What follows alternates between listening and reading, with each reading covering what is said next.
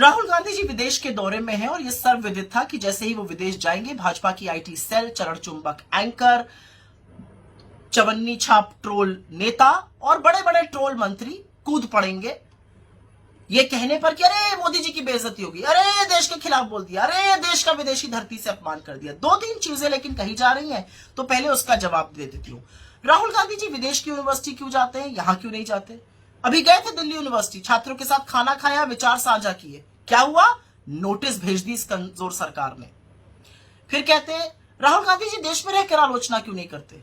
अरे वो आईना आपको यहां पर भी दिखाते हैं, वहां पर भी दिखाते हैं। यहां पर आप साजिश रचकर, षड्यंत्र रचकर उनकी सदस्यता खत्म करते हैं, उनका माइक म्यूट करते हैं, विपक्ष की कार्रवाई सदन वाली नहीं दिखाते हैं। यह आपकी असलियत है। लेकिन राहुल गांधी जी लगातार आपको आईना दिखाते हैं और लोकतंत्र में यह जरूरी है करना, क्योंकि जितना आईना सरकार देखेगी उतना समाधान ढूंढेगी। अब यह अलग बात है कि जो आईने में आपको सच दिखता है वो सच कड़वा है, बेरोजगारी का, महंगाई का, आर्थिक असमानता का, चीन का, अडानी का। उससे घबराकर आप उल जलूल बातें करते हैं, अरे मोदी विरोधी, अरे देश विरोधी। अरे भैया, देश की बात करना मोदी विरोधी कब से हो गया? और मोदी जी देश से ऊपर है क्या? पहली बात।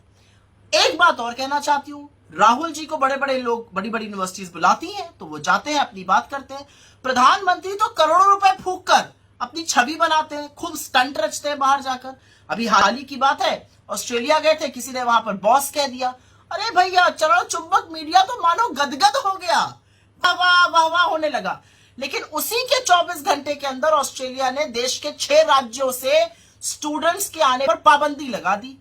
अरे बॉस थे तो वो पाबंदी हटाते, और चरण चुंबको एक शब्द उस पर नहीं निकला आपके। तो दिक्कत की बात यह है कि मोदी जी के बारे में राहुल जी ने ऐसा कुछ भी नहीं कहा है, उनकी तारीफ करी है। क्या कहा है कि मोदी जी इतने सर्वज्ञानी हैं कि भगवान के साथ बैठे तो ब्रह्मांड समझा देते हैं, वैज्ञानिकों के साथ बैठे विज्ञान, इतिहासकारों को तो इतिहास समझा देते हैं, सेना को युद्ध समझा देते हैं और एयरफोर्स को उड़ना समझा देते हैं।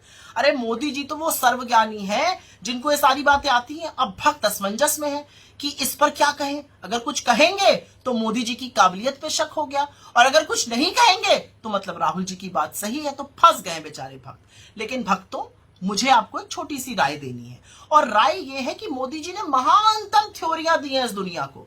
याद है ना, रेडार थ्योरी, फिर गटर गैस से चाय बनाने वाली थ्योरी, फिर हवा से पानी निकाल लो विंडमिल वाली थ्योरी, फिर सदियों पुरानी कॉस्मेटिक सर्जरी थ्योरी, फिर 140 करोड़ के देश में 600 करोड़ ढूंढ लेने वाली थ्योरी, फिर मौसम नहीं बदला है हम बदल गए हैं थ्योरी, फिर 1988 में ईमेल और डिजिटल कैमरा वाली थ्योरी। मतलब लिस्ट तो बहुत लंबी है। A²B² = 2AB वाली थ्योरी, फिर विवेकानंद जी, गुरु नानक देव जी और संत कबीर जी एक साथ बैठ के चर्चा करते थे। ये अलग बात है, वो अलग अलग सदियों में पैदा हुए थे।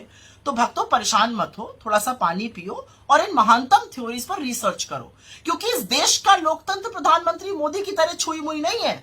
इस देश का लोकतंत्र प्रखर है, उसको और पुरजोर बनाना है। इस देश का लोकतंत्र तो वो है जहां पर प्रधानमंत्री नेहरू अपने खिलाफ आर्टिकल लिखते थे और आपकी तरह रोना नहीं रोते थे, जहां विश्व की आंख में आंख डालकर भारत का हित सर्वोपरि रखा जाता था, और विदेश नीति का मतलब सिर्फ अपने मित्र को कारोबार दिलाना और अपनी छवि संवारना नहीं होता था।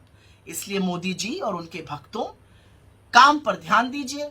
राहुल गांधी जी अपना काम कर रहे हैं, जो लोकतंत्र में एक नागरिक होने के नाते उनको करना चाहिए, विपक्ष का सदस्य होने के नाते करना चाहिए।